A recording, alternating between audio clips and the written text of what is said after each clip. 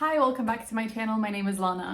So it's been not a super while. I've taken longer breaks than this, but I think it's been about a month since I posted, and several things happened. First of all, I got a new phone.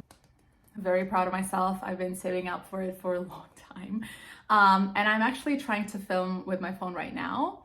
It's very hard not to look at myself on the screen and look at the camera. So if you see my eyes going off, it's because I'm checking on my bangs. I got bangs. I just thought I would do a little reading update, what books I've been enjoying lately. Also today is the anniversary of me being on BookTube. 3 years on BookTube. And you know what? I looked back through the videos I've done over the years. Not that many videos, because you know what? The most consistent thing about my channel is how inconsistent I've been about posting videos. And you know what? I'm good with that. It's fine.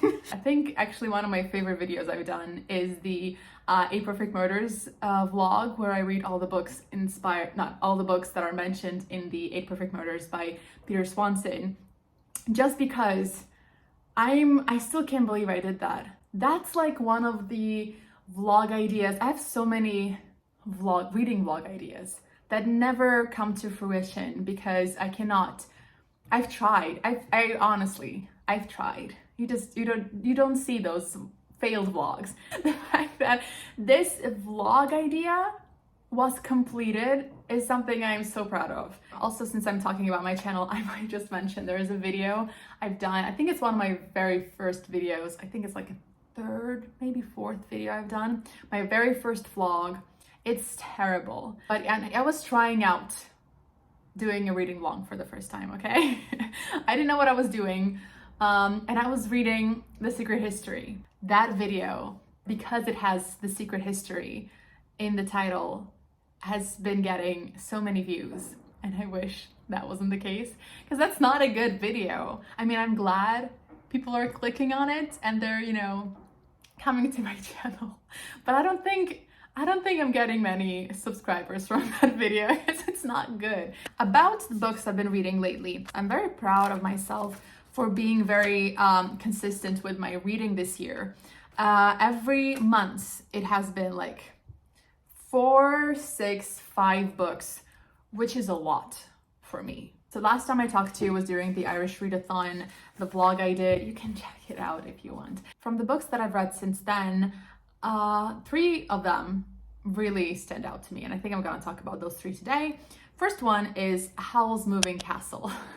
So when you hear Howl'S Moving Castle, the first thing that comes up is the film, the animated film, I think it's called the Ghibli studio film. What I knew it from, is that right? Was the soundtrack, the very iconic music from this movie. And from the Ghibli movies, I've only seen Spirited Away, and it's been a long time, but I remember really, really enjoying it. So I've been trying to motivate myself to watch other movies from the Ghibli studio, and this is definitely one of them. Then I found out it's based on a book, and I thought, why not read this book, then watch the movie? I wish I hadn't read the book. Maybe it's the audiobook. I was listening to the audiobook and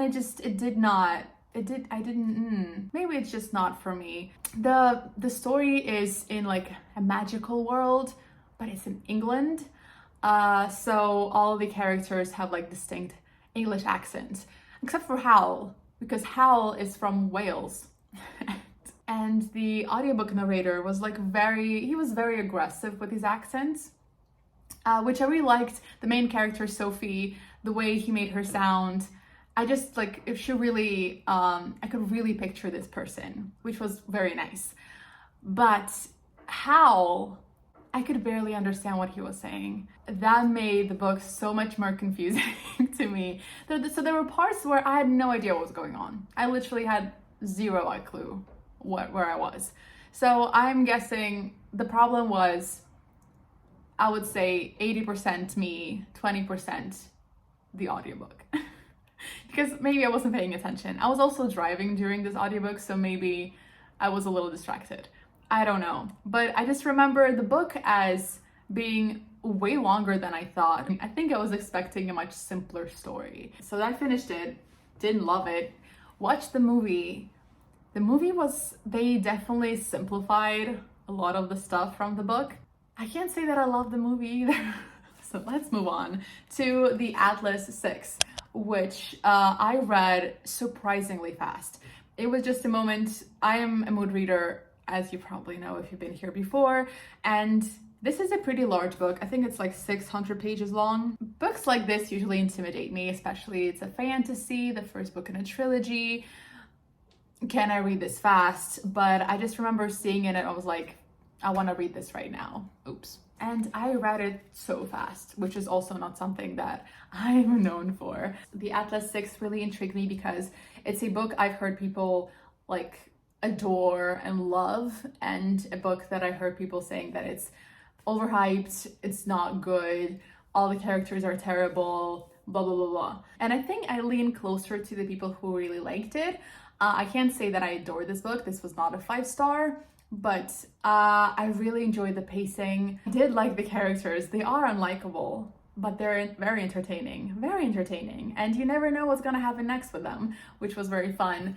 Also, I really enjoyed how the Atlas 6 is about knowledge, right? So this is very simplified, but basically, like when the Library of Alexandria burned, all of the materials within the library was actually saved by this secret society, and all the other like important places that collected any kind of knowledge, information, materials, that was all also saved by this society. So this society has everything, and these kids who are competing, they're basically on like an internship to compete for the privilege of being official members of the society. They have limited, but they have access to all of this. They're supposed to be very gifted, yes, they all have some kind of magical ability, but they're also knowledgeable. And I like that this being a dark academia book, we actually get them talking about physics, talking about philosophy, talking through theories. Like there's a big section talking about molecules and velocity and space and time, like very things I don't really know much about, okay? But it just felt very real. And I really appreciated this book for actually including academia in a dark academia book. They were actually talking about physics, you know? That made me very excited. There are still many things that I'm confused about the magical system, this world, how the world is made up, because it's kind of like our world, but not really. And I'm guessing that more of this will be revealed in the next books. But the first book has to make you, I feel like in a trilogy, has to make you like really excited to read on. But if I had the next book right in front of me, I would not reach for it right now, you know? I think I want to continue with the series. I did have a good time with this book. It's just I don't have that 5-star feeling, you know? The third book I want to talk about is a book I've been trying to read for a long time. Not because I really wanted to, it's just been something I've decided that I want to read one day, and I finally have. And that is the nonfiction by Haruki Murakami, what I talk about when I talk about running. I don't know why I had to read that off the little page because it's not a complicated name. Anyway, this is like a little nonfiction, memoir-y type of book about him running. And again, if you've been here before, you know I love books about health. I love books about fitness. I love reading about healthy people doing healthy things. It just makes me very happy. I was always intrigued by this book, and I found an audiobook recently and I was like, yes, finally I will read this book.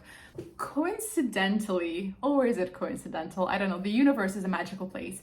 I've recently started to really try to take care of my health, my fitness health, if that makes sense.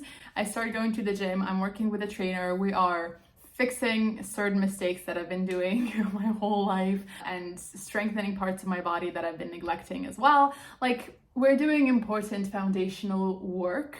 I'm also really fixing my nutrition right now. This is also one of the reasons why I haven't been filming much, because I've been so consumed by all of this, like, healthy changes in my life, because I wanted to really commit. I'm just very happy where I am right now, and there's a long road to go. But one of the things I'm doing is I started running. I'm actually training right now to do a 10K run in July. I can tell you right now, I'm not there yet, but I'm really working on it. I'm doing a lot of zone training. I'm training my heart. I'm training my endurance. I'm fixing my feet. A lot of this is happening. And at the same time, I get this audiobook about a man who, at the point where he wrote this book, he ran 26 marathons. 26 marathons. It's almost like a yearly thing for him. He mentioned is like, in the summer, every summer I run a marathon, and every winter I do a triathlon. That's just his routine. I really enjoyed this book. It was just so comforting to listen to him talk about how he started running and how he prepared for different marathons, preparing for a marathon when he was like 36 and preparing for a marathon at the time that he was writing this book when he's like closer to 50 or he's 50, I don't know, and certain injuries and stuff that come up, and I just really enjoyed it. I think I'm gonna go back to this book again and again just because it's so comforting. And I don't know why I really love it, but I just, I'm so glad I finally read this book, and that I actually got to read this book while I am training. Anyway, so these are my reading updates. I'm actually planning to do a video where I update you on the challenges that I set myself for 2023, see where I am with those challenges, what books have I read for those challenges, and stuff like that. So you will hear more about the books I've been reading very soon. And thank you so much for watching, and I will see you in my next video. Bye!